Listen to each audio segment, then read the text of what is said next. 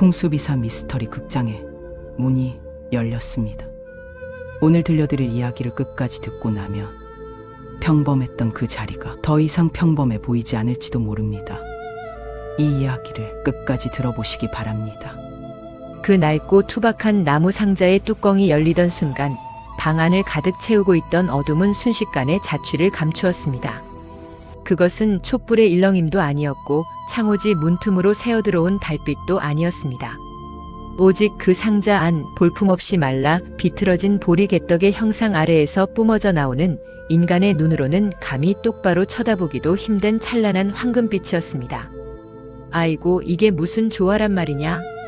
연화의 늙은 아비는 뒷걸음질 치다 엉덩방아를 찧었고 어미는 입을 틀어막은 채 그 자리에서 얼어붙고 말았습니다. 시커멓게 탄 보리겨 냄새가 나야 할 그 떡 덩어리들은 하나하나가 천하를 호령할 왕의 옥새처럼 묵직하고 눈부신 순금 덩어리로 변해 있었습니다. 며느리가 이고 온 그 초라한 보따리 속에서 나온 것이라곤 도저히 믿을 수 없는 광경이었지요. 그런데 보십시오. 그 눈부신 황금의 향연 속에서 오직 귀퉁이 한 곳만이 이가 빠진 그릇처럼 텅 비어 있는 것이 아니겠습니까? 마치 누군가가 황금 한 덩이를 뚝 떼어낸 듯한 그 빈자리는 기이하게도 서늘한 바람이 드나드는 듯 했습니다. 연화는 떨리는 손으로 그 빈 공간을 어루만졌습니다. 그녀의 손끝이 닿자 황금은 더욱 요란하게 빛을 발하며 지난 20년의 세월을 토해내기 시작했습니다. 도대체 이 여인에게 무슨 일이 있었던 것일까요? 왜 시어머니는 며느리에게 떡이 아닌 황금을 주었으며 저 빈자리는 무엇을 의미하는 것일까요? 자, 시간을 거슬러 올라가 봅니다. 꽃다운 새색시가 잿빛 운명 속으로 발을 들이던 그 매섭도록 차가웠던 20년 전 그날로 말입니다.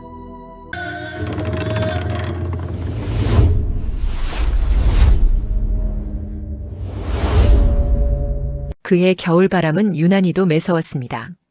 산짐승도 숨을 죽이고 바위 틈으로 파고들 만큼 살을 애는 추위가 몰아치던 날 연화는 김진사 댁의 높은 문지방을 넘었습니다. 마을 사람들은 하나같이 혀를 차며 수군거렸지요. 한때는 이 고을의 땅을 밟지 않고는 지나갈 수 없다 하여 천석군이라 불리던 김씨 가문이었으나 그 위세는 이미 낙엽처럼 바스라진 지 오래였습니다. 기울어가는 가세는 마치 둑이 터진 강물처럼 걷잡을 수 없었고 고가는 쥐새끼 한 마리 지나가지 않을 정도로 텅 비어 있었습니다. 혼례를 치르는 날조차 잔치 국수 국물이 묽어 맹물 맛이 났다는 소문이 돌 정도였으니 그 처참함은 이루 말할 수 없었습니다. 새아가, 내가 이 집안의 기둥이 되어야 한다. 병색이 완연하여 기침 소리조차 희미했던 시아버지는 며느리의 손을 잡을 힘도 없이 눈빛으로만 애원하다시피 유언 같은 당부를 남기고는 그해 겨울을 넘기지 못한 채 세상을 등지고 말았습니다. 남편 또한 다를 바 없었습니다. 태어날 때부터 약골이라 찬바람만 불면 자리에 눕기 일쑤였고 글 읽는 소리보다 약다리는 냄새가 사랑채에 더 진하게 배어 있었습니다. 결국 가문의 모든 짐은 가시집온 20살 연화의 가냘픈 어깨 위로 고스란히 내려앉고 말았습니다. 몰락한 양반가의 자존심만 남은 시어머니는 안방 아랫목에 앉아 꼿꼿한 자세를 풀지 않았습니다. 쌀독이 바닥을 긁는 소리를 내어도 빗물이 천장에서 새어 방바닥을 적셔도 시어머니의 입에서는 탄식 대신 엄한 호령만이 떨어졌습니다. 양반은 얼어 죽어도 겹불을 쬐지 않는다 했다. 내가 들어온 뒤로 집안 꼴이 이리 되었으니 죽을 힘을 다해 가문을 다시 일으켜라. 그것이 내 업이다. 그날부터 연화의 손에서는 분 냄새가 사라지고 흙냄새와 땀 냄새가 배어들기 시작했습니다. 동이 트기도 전 새벽별이 아직 서쪽 하늘에 걸려 있을 때면 연화는 얼음장을 깨고 물을 길어 올렸습니다. 살을 저미는 듯한 차가운 우물물을 길어 올릴 때마다 고운 손등은 거북이 등껍질처럼 터지고 갈라졌습니다. 붉은 피가 배어나오는 손마디를 호호 불어가며 밥을 지었으나 정작 그녀의 밥그릇에는 맑은 시래기 국물과 눕다 만 누룽지 몇 조각이 전부였습니다. 그것마저도 병든 남편과 까다로운 시어머니의 상을 먼저 차려낸 뒤 부엌 한 구석 쪼그려 앉아 급하게 넘기는 것이 다반사였지요. 봄이 오면 남의 집밭을 메고 여름이면 뙤약볕 아래서 콩밭을 기어다녔습니다. 양반집 며느리가 남의 집 일을 다닌다는 손가락질과 비웃음이 비수처럼 날아와 꽂혔지만 연화는 입술을 꽉 깨물고 고개를 들지 않았습니다. 땀이 눈으로 흘러들어 따가워도 허리가 끊어질 듯 아파와도 그녀는 멈추지 않았습니다. 오직 하나 병든 남편의 약값과 시어머니의 밥상, 그리고 빚쟁이들의 독촉을 막아내기 위해서였습니다. 가을 추수가 끝나고 찬바람이 불어올 때면 연화는 삭바느질로 밤을 지새웠습니다. 희미한 호롱불 아래서 침침해진 눈을 비비며 한 땀 한 땀 바늘을 찔러 넣을 때마다 그녀의 젊음도 함께 옷감 속에 박혀 들어가는 듯 했습니다. 바늘에 찔려 맺힌 핏방울을 입으로 빨아내며 그녀는 고향에 계신 부모님을 생각했습니다. 시집 올 때 입었던 고운 비단옷은 이미 넉마가 되어 기워 입은 지 오래였고 거울 속의 자신은 20살 색시가 아니라 50살 먹은 촌부의 얼굴을 하고 있었습니다. 그렇게 1년이 지나고 5년이 지나고 10년이 흘렀습니다. 남편은 끝내 병마를 이기지 못하고 10년째 되던 해에 세상을 떠났습니다. 자식 하나 남기지 못한 채 떠나는 남편을 붙들고 연화는 목 놓아 울었으나 시어머니는 눈물 한 방울 흘리지 않았습니다. 오히려 더욱 서슬퍼런 눈빛으로 며느리를 다그쳤습니다. 지아비가 갔다고 해서 며느리의 도리가 끝난 것은 아니다. 이 집안의 빚을 다 갚고 논마지기라도 다시 장만하기 전에는 내가 감히 이 집 귀신이 될 생각도 말라. 그 말은 저주가 아니라 족쇄였습니다. 남편도 없는 시집에서 늙은 시어머니를 모시고 홀로 산다는 것은 생사를 도려내는 고통보다 더한 인내를 요구했습니다. 마을 사람들은 독한 년이라 욕하기도 하고 가엾은 사람이라 동정하기도 했으나 연화에게는 그 어떤 말도 귀에 들어오지 않았습니다. 그녀의 눈에는 오직 갚아야 할 빚문서와 다시 채워야 할 꽃감만이 보였습니다. 어느 해 여름 장마가 져서 둑이 무너질 위기에 처했을 때였습니다. 마을 장정들도 포기하고 도망친 밭둑을 연화는 홀로 비바람을 맞으며 흙을 퍼날라 막아냈습니다. 흙탕물에 휩쓸려 떠내려갈 뻔한 위기를 몇 번이나 넘기면서도 그녀는 악귀처럼 괭이질을 멈추지 않았습니다. 폭우가 쏟아지는 하늘을 향해 원망 한마디 뱉지 않고 묵묵히 흙덩이를 나르는 그 처절한 모습에 하늘도 감동했는지 그해 김씨 가문이 반만은 온전히 수확을 거둘 수 있었습니다. 그렇게 또다시 10년이 흘러 연화가 시집 온 지 꼬박 20년이 되던 해였습니다. 그녀의 머리에는 어느새 하얀 서리가 내려앉았고 손마디는 굵은 나무뿌리처럼 뒤틀려 있었습니다. 하지만 그녀의 눈빛만은 맑고 깊은 우물처럼 고요했습니다. 마침내 마지막 빚을 갚고 작은 논 5마지기를 사들이는 문서에 도장을 찍던 날 연화는 시어머니 앞에 그 문서를 조용히 내려놓았습니다. 어머님, 이제 가문의 빚은 모두 청산하였고 작게나마 조상님 제사를 모실 전답을 마련하였습니다. 방 안에는 무거운 침묵이 흘렀습니다. 20년 전 꼿꼿하기만 했던 시어머니는 이제 허리가 굽고 눈이 침침한 노파가 되어 있었습니다. 시어머니는 떨리는 손으로 문서를 집어들었습니다. 종이 위를 더듬는 그 손길이 미세하게 떨리고 있었습니다. 며느리의 달고 다른 손과 그 손이 읽어낸 결실을 번갈아 바라보던 시어머니의 눈가에 처음으로 물기가 어린 듯 했습니다. 하지만 그뿐 시어머니는 곧바로 표정을 갈무리하고는 평소처럼 무뚝뚝한 목소리로 입을 열었습니다. 애썼다. 20년이다. 강산이 2번 변하는 동안 너는 단 한 번도 친정 나들이를 하지 못했지. 연화는 고개를 숙였습니다. 친정이라는 말 한마디에 가슴 깊은 곳에 묻어두었던 그리움이 봇물 터지듯 밀려 올라왔기 때문입니다. 부모님의 생사조차 알 길 없이 20년을 버텨온 세월이었습니다. 내일 날이 밝는 대로 채비하여라. 친정에 다녀오거라. 꿈인가 싶었습니다. 연화는 자신의 귀를 의심하며 고개를 들었습니다. 시어머니는 며느리의 시선을 피한 채 벽에 걸린 낡은 족자만을 응시하고 있었습니다. 단 조건이 있다. 빈손으로 보낼 수는 없으니 내가 준비한 것을 가지고 가거라. 그리고 내가 일러주는 대로만 해야 한다. 그날 밤 연화는 설렘에 잠을 이룰 수가 없었습니다. 20년 만에 귀향. 주름진 얼굴로 부모님을 뵙는 것이 부끄럽기도 했지만 그보다 사무친 그리움이 더 컸습니다. 뜬 눈으로 밤을 지새우고 새벽 달기 울기 무섭게 일어나 세수를 하고 머리를 빗었습니다. 거울 속에 비친 자신의 모습은 늙고 초라했지만 마음만은 20년 전 가마를 타고 오던 그날처럼 두근거리고 있었습니다. 새벽 안개가 자욱하게 깔린 마당으로 나서자 시어머니가 안채 마루에 나와 서 있었습니다. 그녀의 발치에는 작고 투박한 나무 상자 하나가 놓여 있었습니다. 세월의 때가 묻어 반질반질해진 오동나무 상자였습니다. 받거라.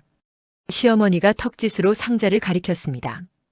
연화가 조심스레 상자를 들어 올리자 묵직한 무게감이 손끝에 전해졌습니다.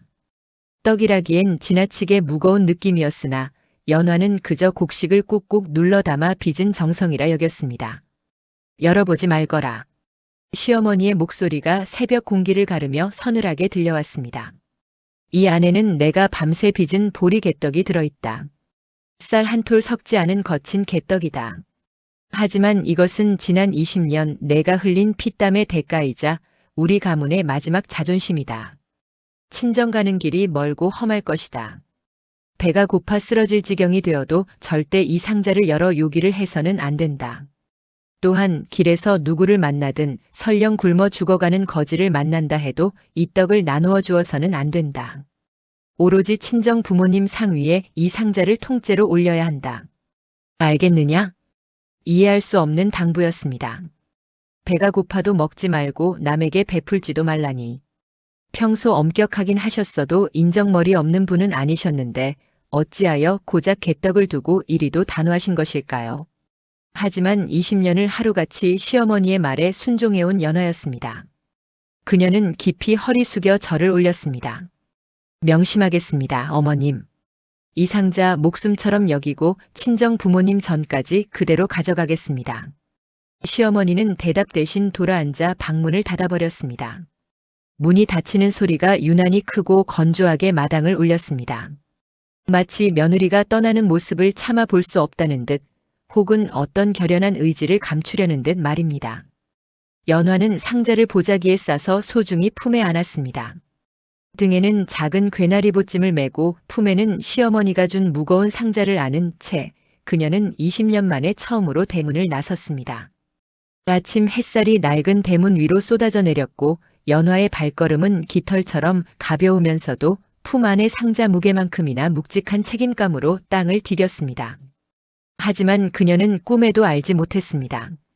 이 무거운 상자 속에 무엇이 들어있는지 그리고 시어머니가 왜 그토록 비장한 표정으로 절대 열지 말고 누구에게도 주지 말라고 당부했는지를 말입니다. 마을 어귀를 벗어나 꼬불꼬불한 산길로 접어드는 연화의 뒷모습 위로 알 수 없는 운명의 그림자가 길게 드리워지고 있었습니다. 그 길 끝에 기다리고 있는 것이 단순한 친정 나들이가 아니라 그녀의 인생을 송두리째 뒤흔들 거대한 시험대라는 사실을 그때는 아무도 알지 못했습니다. 그렇게 20년이라는 세월이 흐르는 동안 며느리 연화의 고운 손마디는 옹이 박힌 고목처럼 거칠어졌고 칠흑 같던 머리칼에는 어느새 설이 내린 듯 희끗한 세월의 흔적이 내려앉았습니다. 가문이 짊어진 빚더미를 모두 걷어내고 문전옥답은 아니더라도 식구들 입에 풀칠할 자그마한 전답 하나를 가까스로 마련했던 바로 그날 밤이었습니다. 시어머니는 며느리를 조용히 불러 친정 나들이를 허락했지요. 실로 강산이 2번이나 변하고서야 떨어진 꿈만 같은 귀양 명령이었습니다. 친정으로 떠나기로 한 날의 새벽은 유난히도 짙고 푸른 안개에 쌓여 있었습니다. 동이 트려면 아직 멀었건만 연화는 뜬 눈으로 밤을 지새우고 자리에서 일어났습니다. 방문 창호지 너머로 스며드는 새벽빛이 어스름하게 방 안을 채우기 시작하자 그녀는 장롱 깊숙한 곳에 보관해 두었던 옷가지들을 꺼내어 펼쳤습니다. 시집올 때 해왔던 비단 저고리는 이제 색이 바래고 소매 끝이 해져 더는 입을 수 없게 되었고 대신 무명으로 지은 깨끗한 옷 한 벌을 정갈하게 갖춰 입었습니다. 옷고름을 매는 손끝이 미세하게 떨려왔습니다. 그것은 20년 만에 부모님을 뵙는다는 설렘 때문이기도 했지만 홀로 남겨질 시어머니에 대한 죄송함과 묘한 불안감이 뒤섞인 탓이기도 했지요. 연화는 부엌으로 나가 마지막으로 시어머니가 드실 조반을 준비했습니다. 아궁이에 불을 지피자 매캐한 연기 대신 구수한 밥 냄새가 차가운 새벽 공기를 갈랐습니다. 솥뚜껑이 달그락거리는 소리가 마치 그녀의 두근거리는 심장 소리인 양 부엌 안을 울렸습니다. 정성스레 지은 밥과 국을 상에 올리고 행주치마를 벗어 개어놓은 뒤 연화는 안방 문 앞에 섰습니다. 어머님 기침하셨습니까? 저 이제 채비하고 떠나려 합니다. 목소리를 가다듬어 조심스레 여쭙자 방 안에서는 아무런 인기척이 없었습니다.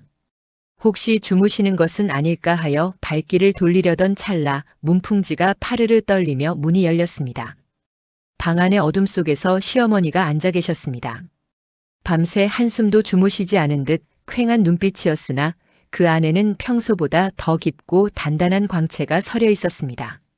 시어머니 앞에는 낡아 빠진 나무 상자 하나가 놓여 있었습니다. 칠이 벗겨지고 모서리가 닳아 본래의 색을 잃어버린 그야말로 볼품없는 괴짝이었습니다. 시어머니는 며느리가 들어오자마자 마른 기침을 한번 삼키더니 손짓으로 가까이 오라 명했습니다. 연화가 무릎을 꿇고 앉자 시어머니의 거친 손이 낡은 상자를 쓰다듬었습니다. 그 손길은 투박했지만 마치 귀한 보물을 다루듯 조심스럽고 애틋했습니다. 연화야. 예, 어머님. 내가 우리 집에 들어와 고생한 세월이 벌써 20해다. 빚쟁이들이 들이닥쳐 가세가 기울고 남편마저 병으로 자리에 누웠을 때 너는 도망치지 않았다. 남들은 다 혀를 차며 떠날 때 너만이 이 늙은이 곁을 지키며 다 무너져가는 집구석을 떠받쳤어. 시어머니의 목소리는 낮게 깔려 있었지만 그 속에 담긴 회한과 고마움은 천근만근의 무게로 연화의 가슴을 짓눌렀습니다. 연화는 고개를 숙인 채 눈시울을 붉혔습니다.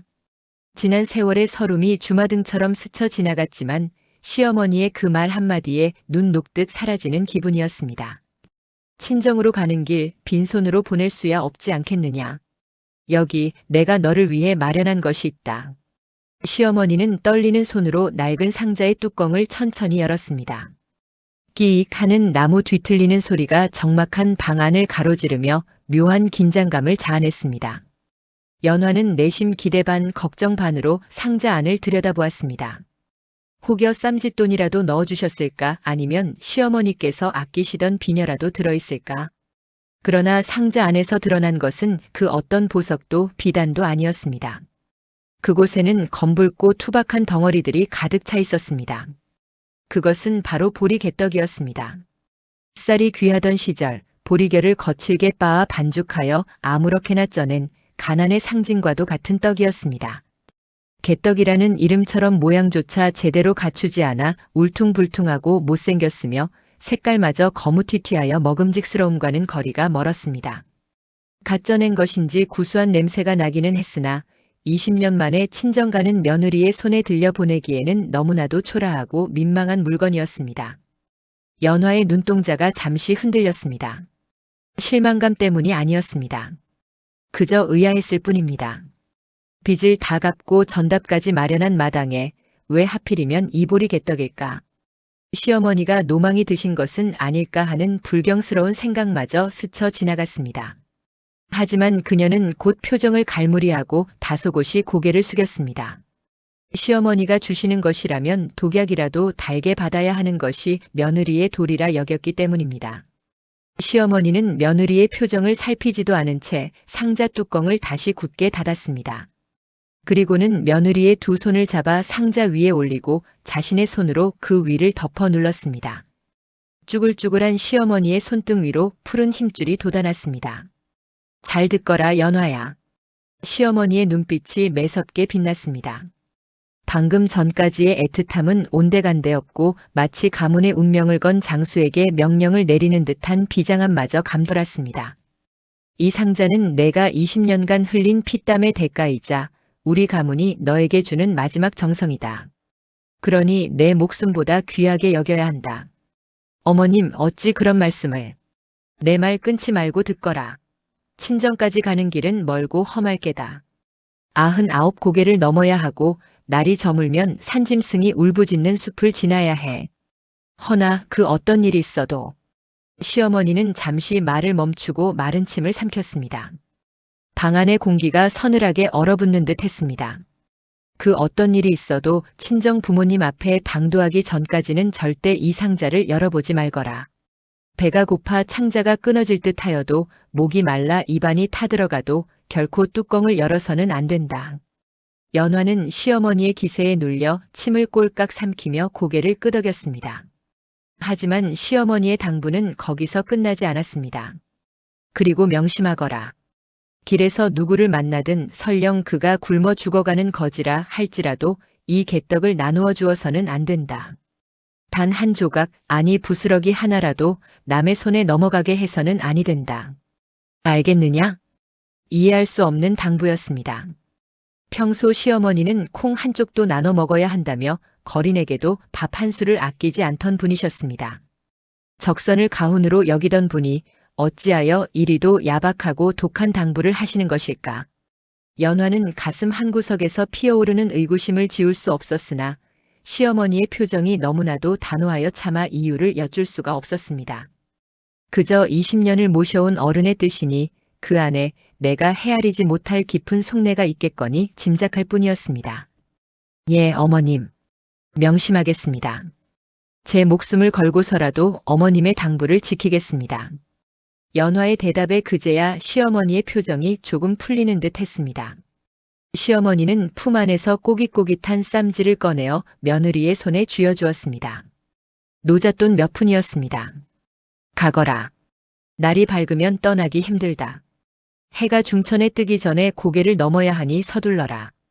연화는 상자를 보자기에 단단히 싸서 품에 안았습니다. 상자의 묵직한 무게가 가슴을 눌러왔습니다. 그것은 단순한 떡의 무게가 아니라 시어머니가 짊어지게 한 약속의 무게이자 지난 20년 세월의 무게인 듯 느껴졌습니다. 그녀는 자리에서 일어나 시어머니께 큰 절을 올렸습니다. 바닥에 이마를 대고 한동안 일어나지 못했습니다. 눈물이 바닥으로 툭 투둑 떨어져 내렸습니다. 어머님 부디 강건하십시오. 다녀오겠습니다. 오냐 조심히 다녀오너라. 뒤도 돌아보지 말고 가거라. 시어머니는 돌아앉아 벽을 향했습니다. 차마 떠나는 며느리의 뒷모습을 보지 못하겠다는 듯 어깨가 굽어 있었습니다. 연화는 안방 문을 조심스레 닫고 마루로 나왔습니다. 신발을 신으려는데 문 안에서 억눌린 흐느낌 소리가 새어나왔습니다. 연화는 가슴이 미어지는 듯하여 발길이 떨어지지 않았으나 시어머니의 당부대로 뒤를 돌아보지 않고 살인문을 나섰습니다. 마당을 나서자 차가운 새벽바람이 연화의 얼굴을 때렸습니다. 쌀이문 밖으로 펼쳐진 길은 희뿌연 안개 속에 잠겨 끝이 보이지 않았습니다. 그녀는 품에 안은 상자를 더욱 꽉 끌어안았습니다. 상자 속에서 덜그럭거리는 개떡 소리가 마치 그녀의 발걸음을 재촉하는 듯 했습니다. 마을 어귀를 벗어나자 인적은 드물어지고 길가에 핀 억새들이 바람에 흔들리며 스산한 소리를 내었습니다. 연화의 머릿속에는 오직 시어머니의 엄한 목소리만이 맴돌았습니다. 절대 열지 말거라. 누구에게도 주지 말거라. 도대체 이 개떡이 무엇이기에? 그저 먹다 남은 보리개로 만든 떡일 뿐인데 어찌하여 가문의 마지막 정성이라 하셨으며 굶주린 이에게도 주지 말라 하셨을까? 연화는 걸음을 옮길 때마다 상자의 무게가 점점 더 무거워지는 것을 느꼈습니다. 그것은 단순히 팔이 아파서가 아니었습니다. 그 상자 안에 담긴 시어머니의 알 수 없는 의중과 그것을 끝까지 지켜내야 한다는 책임감이 그녀의 온몸을 짓누르고 있었기 때문입니다. 길은 점점 험해졌습니다. 평탄했던 흙길은 어느새 돌부리가 튀어나온 산길로 바뀌었고 안개는 거치기는커녕 더욱 짙어져 한치 앞을 분간하기 어려웠습니다. 저 멀리 99고개의 초입이 보이기 시작했습니다. 험하기로 소문난 그 고개를 넘어야만 친정에 닿을 수 있었습니다. 연화는 잠시 멈춰서서 흐르는 땀을 닦았습니다. 그리고는 품속의 상자를 내려다보았습니다. 보자기에 쌓여 그 형체조차 보이지 않는 낡은 나무 상자. 하지만 연화의 눈에는 그 상자가 마치 살아있는 생명체처럼 꿈틀거리는 것만 같았습니다. 그때였습니다. 어디선가 까마귀 한 마리가 불길하게 울며 머리 위를 스쳐 지나갔습니다. 연화는 몸을 움츠리며 하늘을 올려다보았습니다. 잿빛 구름이 하늘을 뒤덮고 있었고 바람에는 습한 기운이 서려 있었습니다. 마치 무언가 예사롭지 않은 일이 벌어질 것만 같은 폭풍전야의 고요함이 감돌았습니다. 연화는 다시 신발끈을 고쳐 매었습니다. 이제부터가 진짜 시작이었습니다. 시어머니의 당부를 가슴에 품고 그녀는 안개 자욱한 고갯길을 향해 한 발 한 발 내디뎠습니다. 그 투박한 상자 속에 그녀의 운명을 송두리째 바꿔놓을 거대한 비밀이 숨겨져 있다는 사실은 꿈에도 모른 채 말입니다. 오직 며느리로서의 도리와 순종, 그리고 인내라는 무기 하나만을 들고 그녀는 묵묵히 고난의 길로 걸어 들어갔습니다. 이 보리개떡 상자가 과연 그녀에게 축복이 될지 아니면 시험이 될지 아직은 아무도 알 수 없었습니다.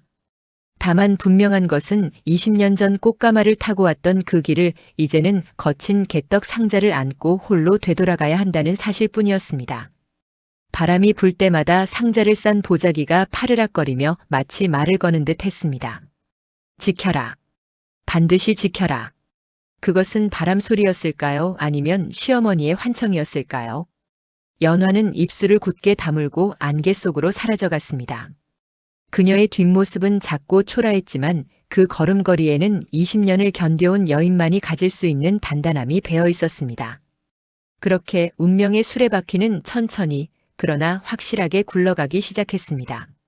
서리빨 같은 시어머니의 당부를 뒤로하고 연화가 친정으로 향하는 발걸음을 떼어놓은 지도 어느덧 반나절이 훌쩍 지나 있었습니다.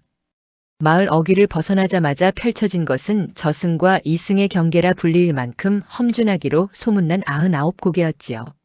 산세가 어찌나 가파르고 숲이 울창한지 대낮임에도 불구하고 사방에는 거무튀튀한 어둠이 깔려 있었고 나뭇가지들이 서로 몸을 비비며 내는 소리는 마치 산짐승의 울음소리처럼 기괴하게 들려와 지나는 이의 오금을 저리게 만들었습니다. 연화는 품에 안은 나무 상자를 생명줄인 양 더욱 꽉 끌어안았습니다. 이 상자가 무엇입니까? 꽃다운 나이에 시집와 청춘을 송두리째 바쳐가며 손톱이 빠지고 살같이 터지도록 일한 끝에 얻어낸 20년 세월의 결정체가 아니겠습니까? 비록 그 내용물이 겉보기에 흉물스러운 보리 개떡이라 할지라도 시어머니가 가문의 마지막 정성이라 하며 건넨 것이니 연화에게는 천금보다 더 무겁게 느껴졌을 터입니다. 고개 하나를 넘을 때마다 숨은 턱 밑까지 차오르고 이마에서 흐른 땀방울이 속눈썹을 적시며 시야를 가렸습니다. 산바람은 칼날처럼 날카로워 연화의 얇은 무명 치마폭을 사정없이 휘감았고 해진 집신 사이로 삐져나온 발가락은 돌부리에 차여 벌써 피멍이 들고 있었습니다. 허나 육신의 고단함보다 연화를 더 괴롭히는 것은 뱃속에서 들끓는 허기였습니다. 새벽부터 물 한 모금 마시지 못하고 길을 나선 탓에 위장은 텅 비어 쓰라렸고 현기증이 일어 걸음마다 땅이 울렁거리는 듯 했습니다. 그때마다 연화는 품속의 상자를 내려다보며 마른 침을 삼켰습니다. 솔직한 심정으로야 당장이라도 저 뚜껑을 열어 개떡 한 조각이라도 입에 물고 싶은 마음이 굴뚝 같지 않았겠습니까? 보리겨 냄새라도 맡으면 이 지독한 현기증이 조금은 가실 것만 같았지요.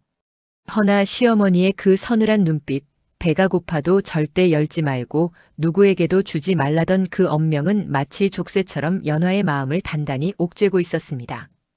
지난 20년간 시어머니의 말 한마디를 하늘처럼 받들며 살아온 습관이 뼈에 사무친 탓이라 연화는 고개를 세차게 저으며 유혹을 떨쳐내고 다시 무거운 발걸음을 옮길 뿐이었습니다. 그렇게 굽이굽이 이어진 고갯길의 중턱, 사람이 짐승보다 귀하다는 그 깊은 산중에 이르렀을 때였습니다.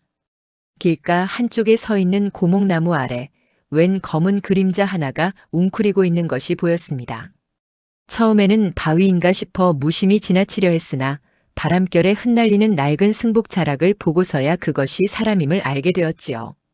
가까이 다가가 보니 뼈만 앙상하게 남은 노승 한 분이 마치 말라비틀어진 고사목처럼 앉아 있었습니다. 노승의 몰골은 차마 눈뜨고 보기 힘들 지경이었습니다.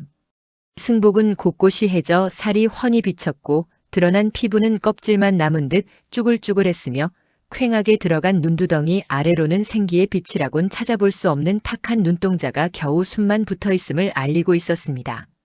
며칠을 굶었는지 아니면 몇 달을 고행했는지 짐작조차 할 수 없는 처참한 모습이었지요.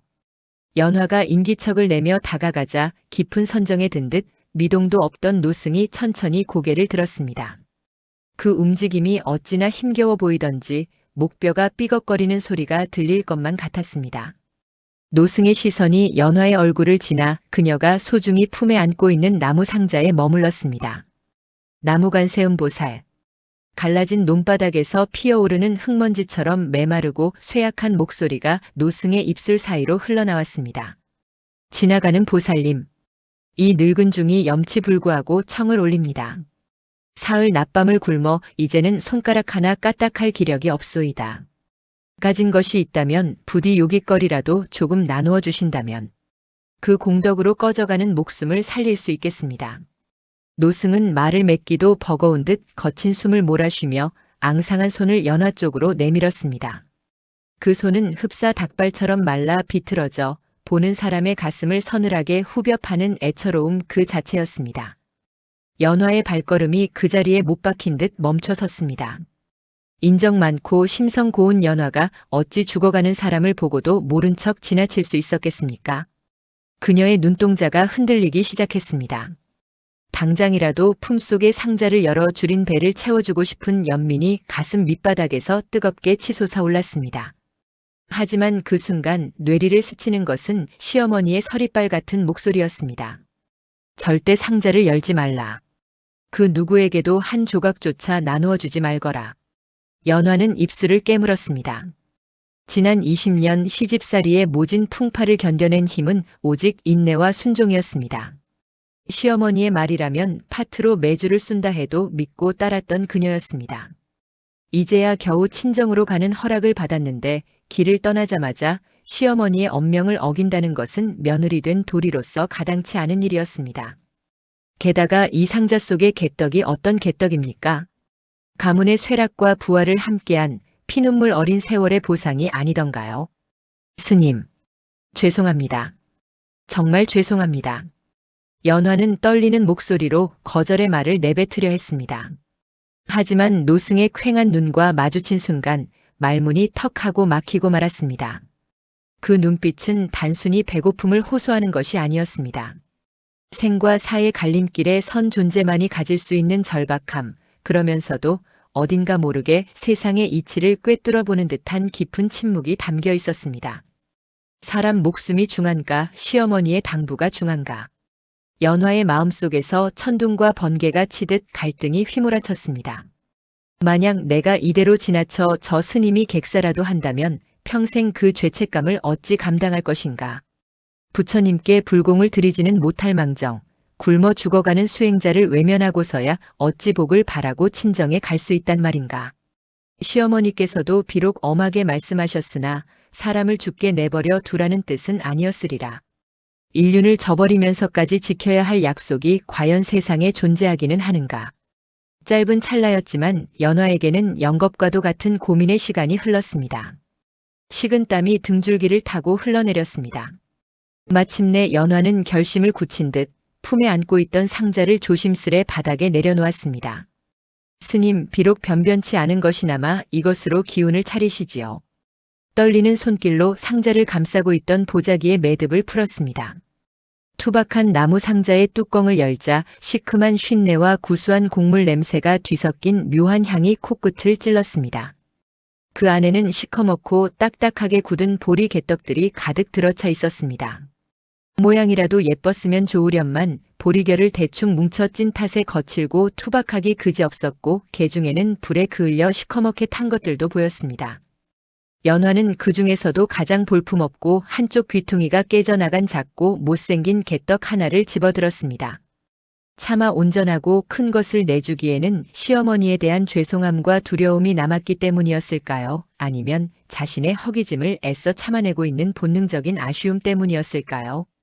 그녀는 그 작은 조각을 떼어내며 속으로 수백 번 용서를 구했습니다. 어머니, 용서하세요. 딱 한 조각, 이분이 숨만 붙일 수 있을 만큼만 나누겠습니다. 이 불효를 부디 해량하여 주시옵소서.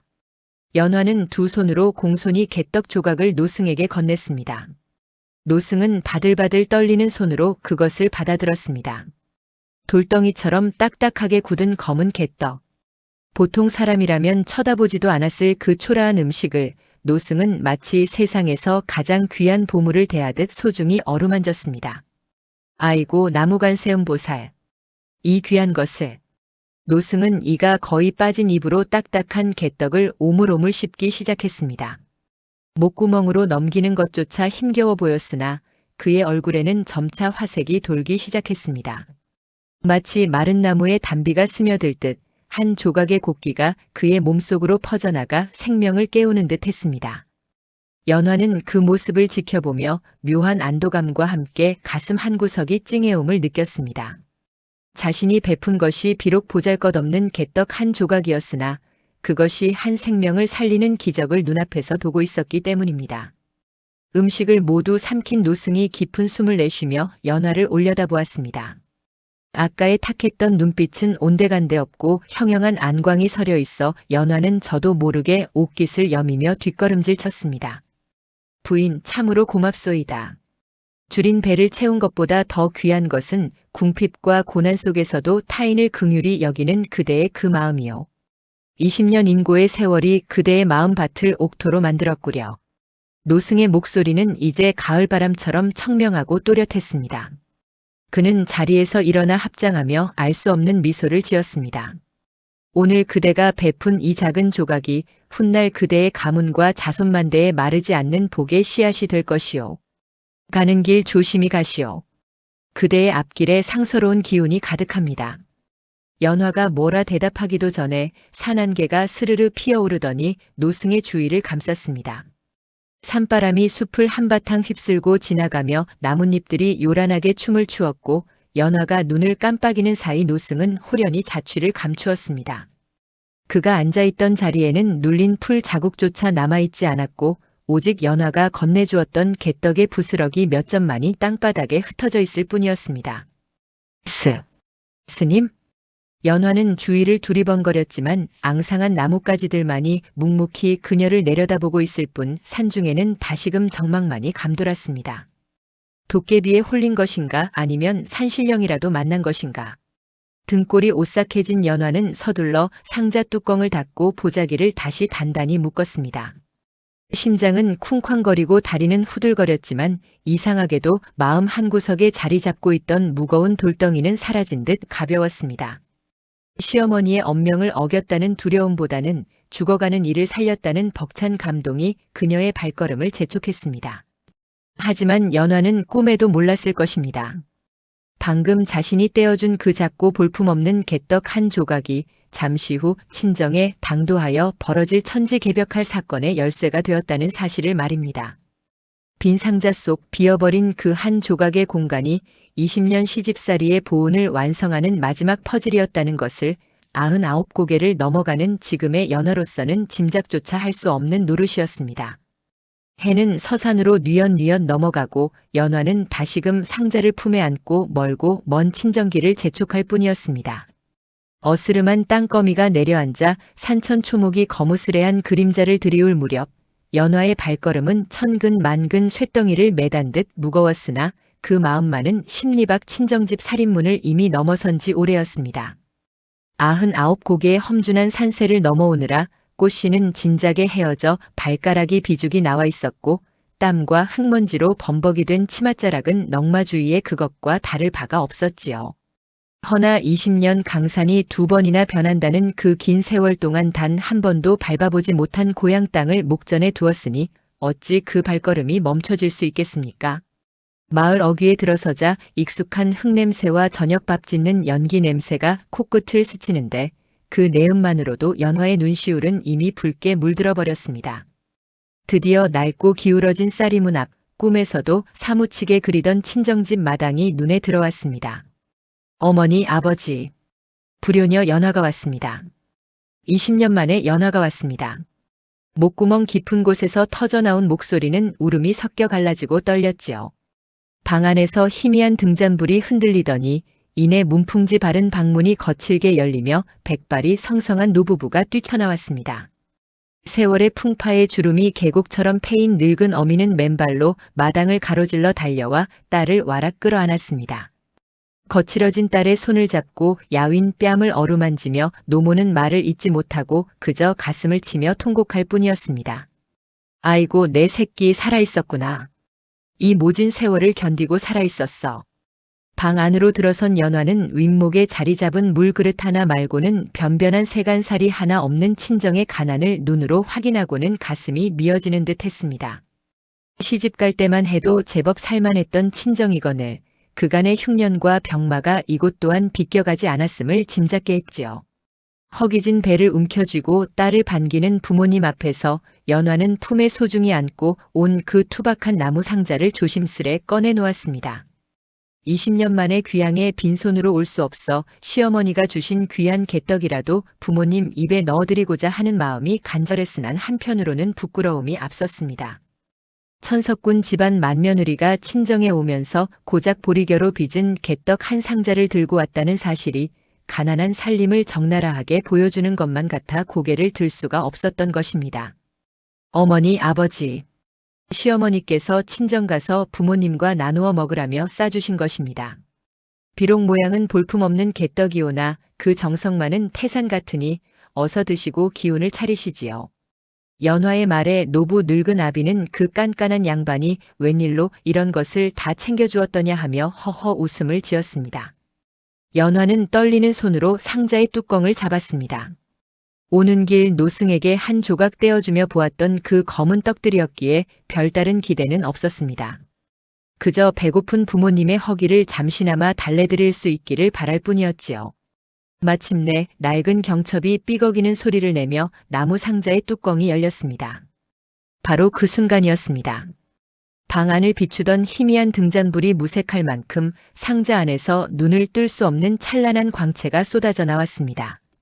연화는 저도 모르게 눈을 질끈 감았다가 다시 떴습니다. 자신의 눈이 잘못된 것은 아닌지, 너무 지쳐 헛것을 보는 것은 아닌지 의심하면서 말입니다. 그러나 그것은 환상이 아니었습니다. 상자 안에 가득 담겨 있던 것은 검고 딱딱한 보리 개떡이 아니었습니다. 시커먼 보리겨의 형상을 하고 있었으되 그 본질은 세상 무엇보다도 귀하고 영롱한 순도 높은 황금 덩어리들이었습니다.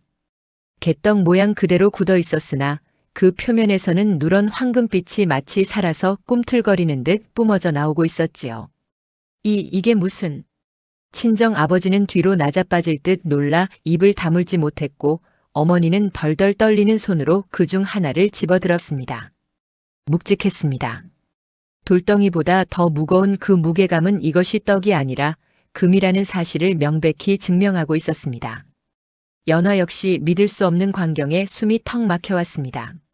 시어머니가 건네주신 것은 굶주림을 면할 식량이 아니라 기울어가는 친정을 구하고도 남을 막대한 재물이었던 것입니다. 연화야, 이것이 정녕 시어머니가 주신 것이냐? 보리 개떡이라 하지 않았느냐?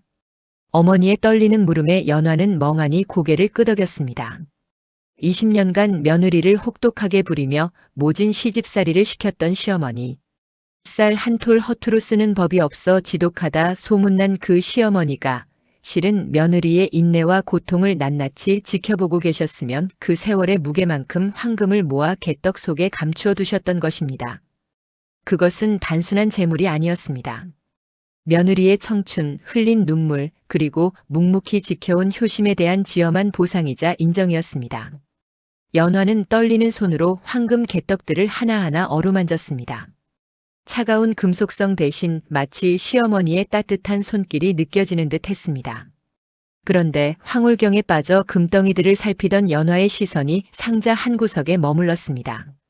상자는 빈틈없이 황금으로 채워져 있었으나 오직 한 군데 귀퉁이 한 조각이 들어갈 자리만이 횡하니 비어 있었습니다.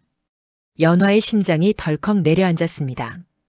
그 빈자리의 모양은 너무나도 익숙한 형상이었습니다. 바로 99고개에서 만난 굶어 죽어가던 노승에게 자신이 떼어주었던 그 작고 못생긴 개떡 조각의 크기와 정확히 일치했던 것입니다. 그 순간 연화의 머릿속을 스치고 지나가는 것이 있었습니다. 시어머니의 서리빨 같던 당부. 절대 상자를 열지 말고 그 누구에게도 한 조각조차 나누어 주지 말거라. 연화는 아연실색하여 텅 빈 공간을 응시했습니다. 만약 그때 그 노승에게 떡을 주지 않았다면 이 상자는 완벽한 황금으로 가득 차 있었을 것입니다. 시어머니의 명을 어긴 대가로 금 한 덩어리를 잃어버린 셈이 되었으니 범인이라면 땅을 치고 후회할 일이었습니다. 아, 내가 어리석어 그 귀한 금을 길바닥에 노승에게 주어버렸구나 하며 탄식할 법도 했지요. 친정 식구들 또한 그 빈자리를 보며 아까움에 혀를 찰지도 모를 일이었습니다.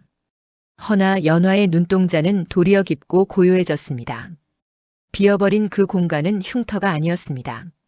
텅 빈 것이 아니라 오히려 눈에 보이지 않는 더 큰 무엇인가로 가득 채워져 있다는 깨달음이 섬광처럼 뇌리를 스쳤기 때문입니다. 연화는 그제야 노승이 사라지며 남겼던 마지막 말을 떠올렸습니다. 그 마음이 곧 복의 씨앗이 될 것입니다. 시어머니는 며느리에게 20년의 노고에 대한 보상으로 황금을 주셨습니다. 허나 그 황금을 온전히 자신의 것으로만 삼을 것인지 아니면 타인의 고통을 외면하지 못하는 자비심을 발휘할 것인지에 대한 마지막 시험 또한 그 안에 숨겨두셨던 것입니다. 시어머니의 언명은 며느리를 올가매는 족쇄가 아니라 그 족쇄를 스스로 풀고 나올 수 있는지를 묻는 화두와도 같았습니다. 연화가 노승에게 건넨 것은 금 한 조각이 아니었습니다. 그것은 죽어가는 생명을 살리고자 했던 측은지심이었으며 자신의 배고픔보다 타인의 굶주림을 먼저 살핀 보살의 마음이었습니다. 비어버린 금 한 조각은 사라진 것이 아니라 하늘곳간에 저축된 셈이요 세상의 아픔을 치유하는 약이 되어 퍼져나간 것입니다. 연화는 털썩 자리에 주저앉아 빈 공간을 손끝으로 쓸어보았습니다. 그 빈자리가 황금보다 더 찬란해 보였습니다. 만약 시어머니의 말을 곧이곧대로 듣고 노승을 외면했다면 상자 속 황금은 온전했을지언정 연화의 마음 한구석에는 평생 씻을 수 없는 죄책감이 응어리져 남았을 것입니다. 시어머니는 며느리가 재물에 눈이 멀어 사람의 도리를 저버리는 위인이 아님을 믿으셨기에 혹은 그리 되기를 바라셨기에 그리도 모질게 말씀하셨던 것이 아닐까요? 아버지, 어머니, 이 빈자리가 보이십니까? 연화는 눈물이 고인 눈으로 부모님을 바라보며 나직이 말했습니다. 이 빈자리는 제가 잃어버린 금이 아닙니다. 제가 세상에 심은 복입니다. 시어머니께서는 제게 금을 주셨지만 부처님께서는 제게 나눔을 가르치셨습니다. 이 금은 우리 가문을 다시 일으킬 종자돈이 될 것이나 저 사라진 한 조각의 금은 우리 가문을 영원히 지켜줄 수호신이 될 것입니다. 친정 부모님은 딸의 깊은 뜻을 헤아리고는 서로의 손을 꼭 맞잡고 고개를 끄덕였습니다. 가난 속에서도 심성을 잃지 않고 올곧게 자라준 그리고 모진 시집살이 속에서도 그 마음을 더 단단히 벼려온 딸이 황금보다 더 귀하게 느껴지는 순간이었습니다. 날이 밝자 연화는 가져온 황금의 일부를 처분하여 친정의 빚을 모두 갚고 비옥한 논밭을 사들여 부모님의 노후를 편안히 모실 기반을 마련해 드렸습니다. 그리고 남은 황금을 다시 상자에 담아 시댁으로 향하는 길에 올랐습니다. 올 때의 발걸음이 천근만근이었다면 돌아가는 발걸음은 구름 위를 걷는 듯 가벼웠습니다. 다시 넘는 99곡의 그 험한 산세는 여전했으나 연화의 눈에는 모든 것이 다르게 보였습니다. 길가에 핀 이름 모를 들꽃 하나 스쳐 지나가는 바람 한 줄기조차 예사롭지 않게 느껴졌지요. 자신이 노승을 만났던 그 자리, 금 한 조각을 내어주었던 그 바위 앞에 섰을 때 연화는 잠시 멈추어 서서 깊은 절을 올렸습니다. 그곳에는 노승도 금 조각도 없었지만 그보다 더 큰 깨달음이 서려 있었으니까요. 마침내 시댁 대문 앞에 당도한 연화. 마당을 쓸고 있던 시어머니는 며느리의 인기척에 빗자루를 멈추고 천천히 허리를 폈습니다. 20년 전 앳된 새색시였던 며느리를 맞이했던 그 자리에서 이제는 중년이 된 며느리를 다시 맞이하는 시어머니의 눈빛은 예전의 매서움 대신 그윽한 깊이를 담고 있었습니다. 연화는 상자를 마루에 내려놓고 시어머니 앞에 큰 절을 올렸습니다. 어머님 다녀왔습니다. 주신 은혜, 뼈에 사무치도록 깊이 새기고 왔습니다. 시어머니는 며느리의 얼굴을 찬찬히 뜯어보다가 시선을 내려 닫힌 상자를 바라보았습니다. 그리고는 툭 무심한 듯 한마디를 던지셨습니다. 그래, 떡은 만나게들 나눠 먹었느냐? 혹여나 오는 길에 잃어버린 것은 없고. 그 말 속에 담긴 뜻을 어찌 모르겠습니까? 연화는 미소를 지으며 대답했습니다. 예, 어머님. 아주 배불리 마음까지 가득 차도록 먹었습니다. 허나 딱 한 조각, 세상에서 가장 귀하고 맛있는 한 조각은 오는 길에 배고픈 이에게 나누어 주었습니다. 그 한 조각이 비어 상자는 조금 가벼워졌으나 제 마음은 천하를 얻은 듯 무겁고 든든합니다. 시어머니의 입가에 아주 옅은 미소가 번졌습니다. 그것은 20년 만에 처음으로 보여주는 진정한 인정의 미소였습니다. 되었다. 그 한 조각이 너를 살리고 이 집안을 살릴 것이다. 꽉 채운 욕심보다는 비워낸 자비가 더 큰 그릇을 만드는 법이니라. 그날 이후 김씨 가문에는 새로운 가풍이 생겨났습니다. 연화는 시어머니의 뒤를 이어 안주인이 되어 가문을 다시금 크게 일으켰으나 곡간을 채우는 일보다 비우는 일에 더 힘을 쏟았습니다. 흉년이 들면 곡간을 열어 빈민을 구제하고 길 가는 나그네를 빈손으로 보내는 법이 없었지요. 사람들은 연화가 노승에게 건넨 금 개떡 한 조각의 이야기를 전설처럼 입에서 입으로 전했습니다. 비어버린 금 한 조각의 자리가 마르지 않는 샘물이 되어 가문의 복을 끊임없이 길어올린다는 이야기. 선을 쌓은 집안에는 반드시 경사가 넘쳐난다는 적선지가 필유여경의 가르침은 책 속에 갇힌 문구가 아니라 연화의 살 그 자체가 되어 세상에 증명되었습니다. 세월이 흘러 연화 또한 백발의 노파가 되었을 때 그녀는 며느리에게 낡은 나무 상자를 물려주며 이렇게 말했다고 합니다. 이 상자를 보아라. 황금은 다 쓰고 없어졌어도 이 빈자리에 담긴 마음만은 영원히 남아 우리 집안을 지키고 있단다. 너 또한 살아가며 수많은 금은 보화를 얻게 되겠지만 정말로 소중히 여겨야 할 것은 남을 위해 기꺼이 내어준 빈자리임을 잊지 말거라. 바람이 붑니다. 그 옛날 99고개를 넘던 연화의 옷자락을 스쳤던 그 바람이 지금도 우리 곁을 스치며 속삭이는 듯합니다. 당신이 움켜쥔 주먹 속에 무엇이 들어있느냐고 혹시 그 손을 펴서 누군가와 나눌 때 그곳에 진정한 황금이 채워지는 것은 아니겠느냐고 말입니다. 금개떡 속에 감춰진 20년의 보은 그 이야기는 여기서 끝을 맺지만 그 향기로운 덕의 내음은 천리를 가고 만리를 넘어 오늘날 우리들의 가슴 속에 은은하게 퍼져나가고 있습니다. 방 안에 가득 찬 황금빛이 어두침침하던 친정집 안방을 대낮처럼 비추고 있었습니다. 마치 서산 너머로 자취를 감췄던 태양이 이 누추한 초가삼간 안으로 굴러들어온 듯 그 찬란함은 눈을 뜨고 바라보기 힘들 지경이었지요. 방금 전까지 그저 투박하고 거무튀튀한 개떡인 줄만 알았던 것들이 껍질이 벗겨지고 속내가 드러나자 세상 그 무엇보다 귀한 순금 덩어리로 변해 있었으니 이 기막힌 조화 앞에 연화도 늙으신 부모님도 그저 입을 딱 벌린 채 숨소리조차 내지 못하고 있었습니다. 연화는 떨리는 손을 뻗어 그중 하나를 집어들었습니다. 묵직했습니다. 그 무게는 지난 20년 시집살이의 고단함과 서러움이 응축된 무게였으며 동시에 며느리를 향한 시어머니의 천근만근 같은 사랑의 무게이기도 했습니다. 겉에는 얇게 보리겨 반죽이 묻어 있었으나 그 속은 의심할 여지 없는 누런 황금이었습니다. 늙으신 친정아버지는 다리에 힘이 풀려 주저앉으신 채 주름진 손으로 눈가를 비비고 또 비비셨습니다. 이것이 꿈인지 생시인지 혹여나 도깨비 장난에 홀린 것은 아닌지 몇 번이고 확인하려 드셨지요. 그러나 연화의 시선은 그 찬란한 금덩이들에 머물러 있지 않았습니다. 그녀의 눈길이 닻을 내린 곳은 다름 아닌 상자의 한 구석 횡하니 비어있는 그 빈자라였습니다. 99고개에서 만난 노승에게 떼어주었던 딱 한 조각의 자리. 다른 금덩이들이 서로의 몸을 맞대고 빽빽하게 들어찬 가운데 오직 그곳만이 검은 구멍처럼 입을 벌리고 있었습니다. 그 빈 공간을 응시하던 연화의 등줄기로 소름이 돋아올랐습니다. 정말 만약에 자신이 그 노승을 외면했더라면 어찌 되었을까요? 시어머니의 당부를 핑계 삼아 굶주린 이를 모른 채 하고 지나쳤더라면 과연 이 상자 속의 개떡들이 황금으로 변했을까요? 아니, 어쩌면 그 노승은 단순한 수행자가 아니라 며느리의 심성을 시험하기 위해 시어머니가 혹은 하늘이 보낸 사자가 아니었을까요? 어머니.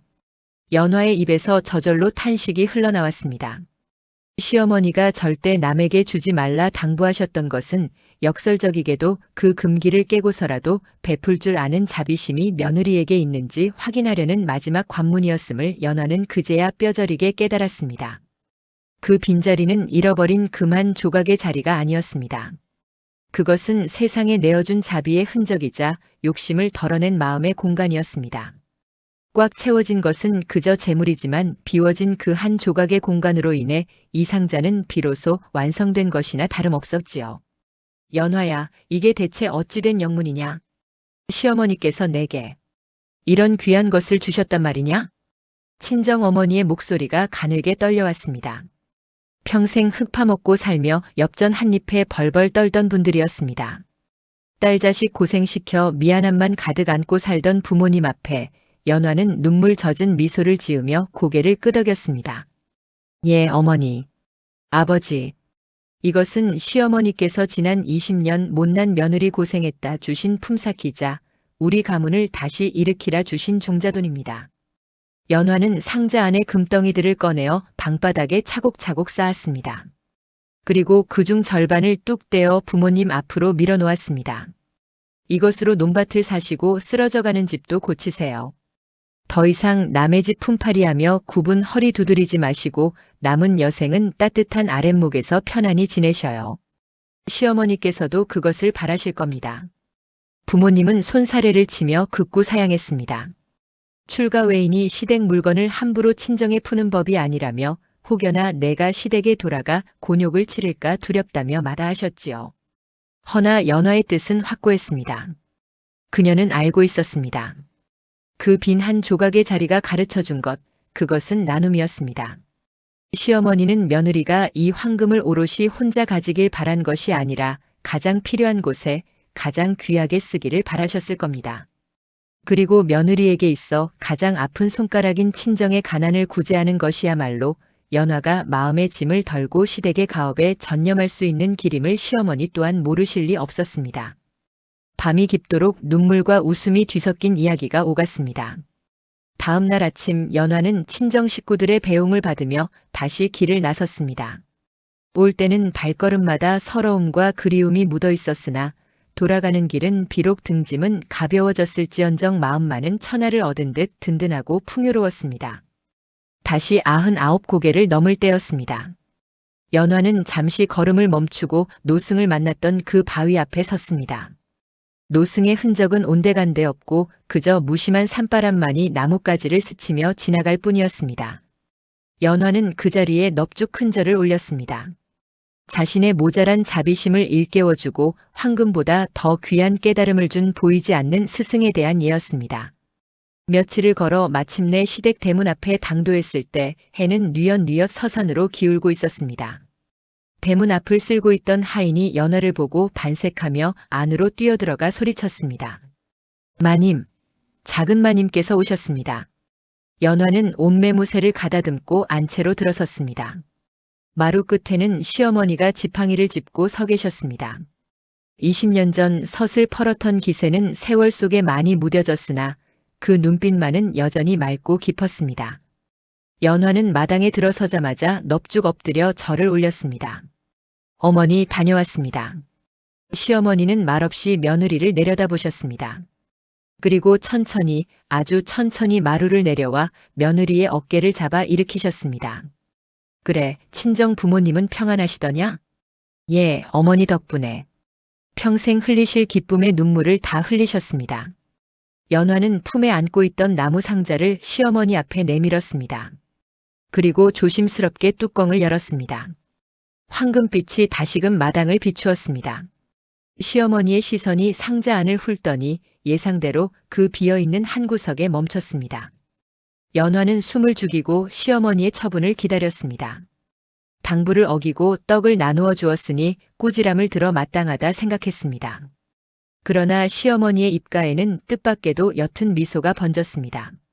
마치 봄바람에 매화 꽃망울이 터지듯 온화하고 자애로운 미소였습니다. 비었구나. 시어머니의 목소리는 낮고 부드러웠습니다. 네. 오는 길에 굶주린 노승을 만나 차마 그냥 지나칠 수 없어 한 조각을 내어드렸습니다. 어머니의 당부를 어겼으니 죽여주십시오. 연화가 고개를 떨구자 시어머니는 거친 며느리의 손을 잡아 자신의 가슴으로 끌어당기셨습니다. 아니다. 잘했다. 참으로 잘했다. 내가 만약 그 한 조각마저 아까워 움켜쥐고 왔더라면 나는 너를 며느리가 아니라 그저 재물을 지키는 곡간지기로만 여겼을 게다. 허나 너는 배고픈 이를 외면하지 않았고 친정의 가난을 구제할 줄 알았으니 이제야말로 진정 이 집안을 이끌어갈 주인이 되었구나. 시어머니의 눈가에 물기가 어렸습니다. 이 어미가 지난 20년 너를 지켜보며 모진 소리도 많이 했으나 그것은 내가 단단해지기를 바라는 마음뿐이었다. 이 황금은 하늘에서 떨어진 것이 아니다. 내가 흘린 땀방울이 굳어 금이 된 것이고 내가 삼킨 눈물이 굳어 옥이 된 것이다. 저 빈자리는 내가 세상에 쌓은 덕이니 앞으로 그 빈자리를 채우는 마음으로 세상을 살아가거라. 그날 밤 시어머니와 며느리는 밤새도록 정담을 나누었습니다. 고된 시집살이의 회포를 풀고 앞으로 가문을 어떻게 일으킬 것인지 머리를 맞대었지요. 연화는 남은 황금을 종잣돈 삼아 척박했던 가문의 농토를 다시 사들이고 흉년이 들 때마다 곡간을 여러 마을 사람들을 구제했습니다. 사람들은 입을 모아 칭송했습니다. 김진사 댁 며느리가 가져온 것은 황금이 아니라 사람을 살리는 마음이었다고 말입니다. 연화가 노승에게 건넨 그 보잘것없는 개떡 한 조각이 돌고 돌아 수많은 사람의 목숨을 살리는 밥이 되고 희망이 된 것입니다. 세월은 유수와 같이 흘러 연화 또한 머리에 서리가 내린 노파가 되었습니다. 가문은 예전의 명성을 되찾았을 뿐만 아니라 인근 고을에서 제일 가는 적선지가로 칭송받게 되었습니다. 연화는 자손들이 장성하여 혼인을 하고 새로운 식구를 맞이할 때마다 그 낡은 나무 상자를 꺼내 보여주곤 했습니다. 이제는 황금은 다 쓰고 없지만 그 상자 바닥에는 여전히 지워지지 않는 기름 자국과 부스러기들이 남아 있었지요. 보아라. 가득 채우려 하면 넘치고 비우려 하면 채워지는 것이 세상의 이치란다. 우리 집안이 이만큼 일어선 것은 재물이 많아서가 아니라 누군가에게 내어줄 수 있는 빈한 조각의 여유를 잊지 않았기 때문이다. 할머니가 된 연화의 이야기에 손자들은 눈을 반짝이며 귀를 기울였습니다. 선을 쌓은 집안에는 반드시 경사가 있다는 적선지가 필요여경. 이 옛말이 그저 책 속에 박제된 글귀가 아니라 살아있는 교훈이 되어 김씨 가문의 대들보에 깊이 새겨지게 된 것은 바로 그 금괴떡 속에 감춰진 20년의 인내와 99고개에서 베푼 자비로운 마음 덕분 아니었겠습니까? 바람이 붑니다. 저 멀리 들판을 넘어오는 바람결에 구수한 보리개떡 냄새가 실려오는 듯합니다. 그 냄새 속에 고단했지만 아름다웠던 연화의 20년 세월과 그보다 더 짙은 향기를 품은 사람의 도리가 은은하게 배어있는 것만 같습니다. 오늘 여러분의 마음속 상자에는 무엇이 채워져 있습니까? 혹 누군가를 위해 비워둔 작은 공간 하나쯤은 가지고 계신지요? 그 빈 공간이야말로 훗날 황금보다 더 찬란한 빛으로 가득 채워질 복의 그릇임을 잊지 마시기를 바라며 김씨 가문 며느리 연화에 기구하고도 찬란했던 이야기는 여기서 맺을까 합니다.